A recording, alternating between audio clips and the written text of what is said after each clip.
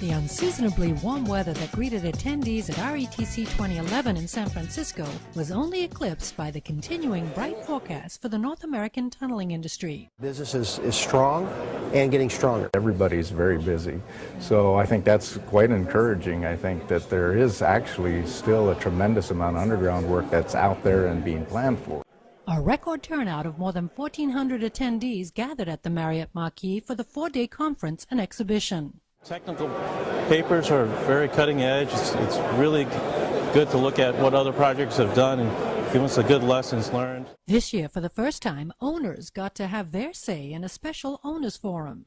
I think the owners appreciated having the opportunity to come and speak at the RETC, and I've had some very good positive feedback following the session. The tunnel business is complex, and what happens is the owners have to be knowledgeable, and it's very important that the owners attend these functions and they learn about the complexity of the work that they're in charge of.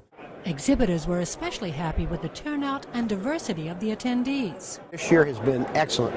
Great attendance. It's always a pleasure to come to RETC and the Tunneling Conference because it really is such a global industry, such a fraternity. And from our perspective, anybody that ever comes to our booth is really genuinely interested in what's going on in the tunneling industry and what we have to offer. This has been one of the best conferences in years that we've been to. We see so much business, so much positive action. It's amazing. Exhibitors were pleased to see more owners and Seems like a very good turnout of underground mining people. We've talked to many people that are in operations in underground mines. There's so many opportunities for people to interexchange ideas and technology that would be useful for the safety and for the production of not only underground construction but also for mining. And it's fascinating to see people come together and share technologies. several companies chose the conference to promote new services or offerings. Caterpillar's TBM division is focusing on streamlining logistics and on-site assemblies. We've come up with a square design for the center of the cutting head so that the periphery could be enlarged depending on the size of the machine. So basically the center would be a standard design, and then the peripheral quadrant sections could be larger or smaller dependent on the size of the machine. So we're trying to design standardized components and ways to disassemble these machines so that we can make assembly and logistics quicker. Shotcrete Technologies was promoting advancements in robotic shotcreting. We robotically can line a 1,000-foot shaft 12 feet in diameter in less than a week with no men on a platform. So we line 2 inches of shotcrete going through a 2-inch hose, first time ever in history, and no safety issues. We finished our first one, we're about to do 10 more. BASF is seeing growth in servicing the TBM market. Soil conditioners are stable of greases, both tail seal greases and bearing seal greases. We're having a tremendous amount of influence in the tunnel boring machine market right now.